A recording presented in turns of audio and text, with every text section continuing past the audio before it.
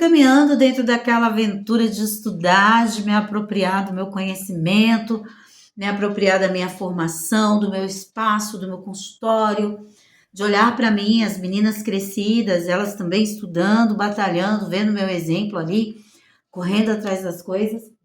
Então, esse caminho, esse movimento me fez não querer olhar para as traições, para tudo que estava acontecendo, né?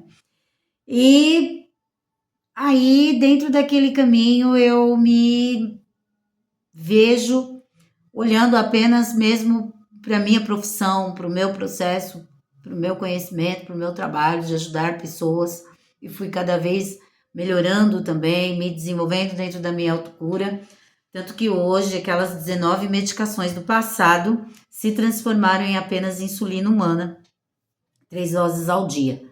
Por conta da minha anemia falciforme, meu organismo ele funciona diferente com a insulina humana. E não tenho hoje, gente, uma dor de cabeça. Não tenho. Fui desfilar no carnaval, conheci meu atual esposo, me separei. Foi um trabalho, foi um caminho assim muito doloroso, porque você vê todos os seus sonhos, todas as seus desejos ali de família sendo destruído, você sofre muito, muito, e você se apega. Só que não adianta ficar apegado a um processo que é só seu, não é do outro. O outro não tinha interesse em movimentar-se como família.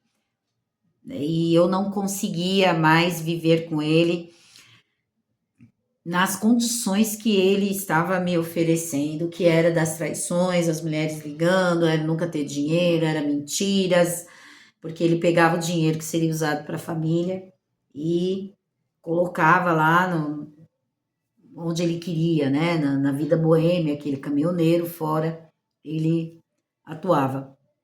E aí as pessoas falam, ah, mas você esperava o quê? Ele era um caminhoneiro. Eu esperava dignidade, eu esperava respeito, eu esperava consideração, eu esperava amor, eu esperava tudo que eu merecia, mas que ele não foi capaz de me dar. E quando eu entendi que ele não seria mesmo capaz de me dar nada do que eu sonhava e desejava para minha vida, então eu resolvi, numa situação em que ele foi embora, eu resolvi não querê-lo mais de volta e interrompi aí o meu primeiro relacionamento. Sofri horrores, foram momentos em que eu me achava um fracasso, eu achava que a culpa era minha, eu achava que era porque eu tinha adoecido, que era porque eu estava estudando, era porque eu estava trabalhando, mas eu estava num movimento em que não conseguia mais retroagir, eu não conseguia mais voltar para trás. Eu só conseguia seguir e eu ia seguir porque a minha vida ali estava tomando rumos diferentes e eu precisava me apropriar dela. Então, uma vez eu me recordo que eu senti muito desejo de me jogar no metrô, muito desejo de me jogar nos trilhos ali do metrô e do trem, né? 5 minutinhos você parte. E aí eu lembro que um dia eu saí da faculdade, tinha um tumulto na Moca, se vocês pesquisarem aí em 2015, eu acho 2015, 2016, tinha uma situação lá, um monte de gente, um monte de coisa, um tumulto, o helicóptero da polícia militar lá e a estação fechada. Aí eu perguntei pro guarda o que aconteceu. E ele fala assim: olha, o cara tentou se matar e perdeu só as pernas. E aí estão fazendo o resgate dele lá da linha, então vai demorar de ter trem. Vai demorar muito para ter trem. Se fosse você ir embora de ônibus, eu falei, mas eu moro muito longe, não tem ônibus, eu vou ter que esperar, vou ficar por aqui. E aí eu entendi que, porra, se você tá achando que a vida tá ruim com as suas pernas, aí você se joga para acabar com a vida e você perde as pernas, como que essa vida fica, né? Aí eu entendi o recado, falei, tá bom, Deus, eu vou parar de pensar em atentar contra a minha vida e vou seguir, você vai ter que me dar força para caminhar esse processo também, porque esse vai ser extremamente doloroso.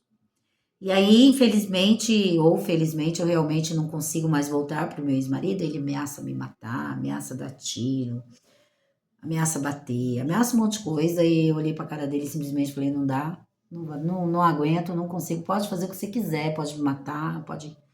Já não tinha tido coragem de me matar mesmo, quem sabe, né? Mas enfim, ele não consegue também, ele segue a vida dele e eu sigo a minha. E engato aí um outro relacionamento que me faz muito feliz, mas esse relacionamento é um relacionamento mais aberto, mais tranquilo, não tem, né, compromissos assim tão enraigados quanto é o da gente criar filho, etc. E tenho aí hoje uma pessoa bacana um amigo que me contribui muito como companheiro, né? E passou, o trem passou. Eu consegui concluir a faculdade e fui caminhar na minha estrada de buscar aí a minha vida profissional e viver. As minhas meninas foram crescendo, a Carol se casa, a Karine e a Karen saem de casa, vão morar em São Paulo sozinhas e vão batalhar a vida delas, estudar e trabalhar e cada uma fazer suas correrias. E acontece que quando eu paro de estudar, eu penso em montar um espaço em que eu trabalharia só naquele lugar, porque antes eu ia pro espaço que tinha lá em cima, pro espaço de um amigo que eu atendia na clínica dele, atendia aqui na G Plus. Então eu vivia, me locomovia o dia inteiro para tudo que era lugar. E aí eu resolvo que eu gostaria de ter um lugar em que eu ficasse ali. Eu dormiria, viveria ali e atenderia ali. Tava cansada de rodar. Foi quando a gente foi para casa na Ryuk e foi onde eu tive a oportunidade de conhecer o Pedro Ishi.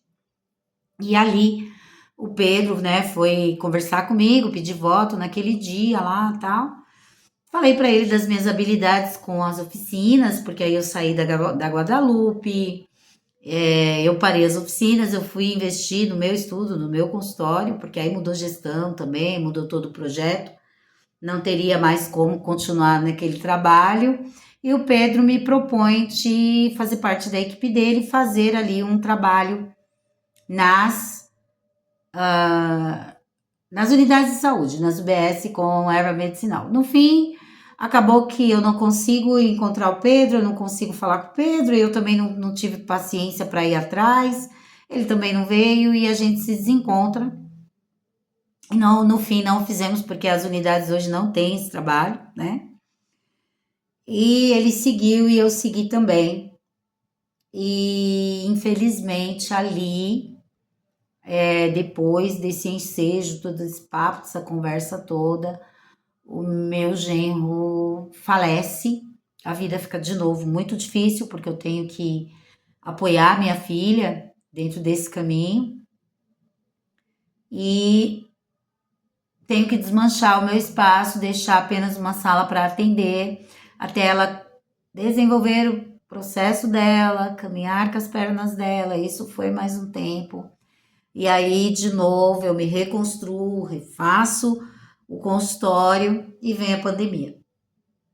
E aí a pandemia, quando veio a pandemia, nós tínhamos o consultório, o espaço na periferia, em que nós tínhamos a ACCA, Amigos Cuidando com Amor, que era um projeto social que a gente conseguiu ajudar mais de 260 famílias, né, lá em cima.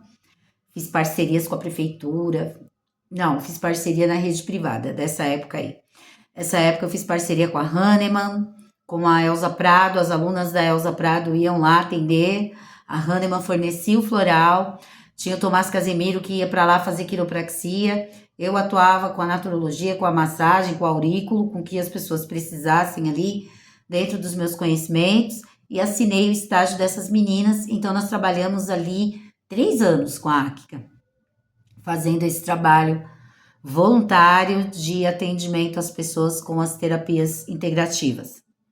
E aí vem, antes de vir a pandemia, eu fecho, porque eu tinha parado queria parar dessa vida itinerante e tinha buscado outros rumos, a ACCA se desfez, o pessoal buscou o seu caminho, nós éramos 7, né? Vera Macalda, Alexandre Gonçalves, Shirley Nathalie, Edson Macari, Cristina Passinho, Ângela lá de Poá, Ângela Vidal, e tinha mais um que éramos 7. Meu Deus, quem é? O Tomás ele assumiu também a ACCA com a gente. Então essa diretoria se desfez, acabou se desfazendo, e nós passamos o nosso CNPJ para um grupo de trabalho hoje que se chama Tâmaras, ainda lá no São José. Então nosso CNPJ é vivo, com a nossa vontade que é de ajudar as pessoas. E aí, partindo desse caminho, eu decidi que eu não ia mais trabalhar com o terceiro setor e que eu ia trabalhar com a minha clínica, com o meu consultório, ia me dedicar ao meu consultório. E quando eu fecho a ACCA e resolvo me dedicar ao meu consultório, a pandemia chega. E eu estava ali, sim, já com uma parceria com a prefeitura, dando uma formação de terapia integrativa de 1 ano, e isso tudo vira uma bagunça e eu vou contar para vocês essa caminhada no nosso próximo vídeo.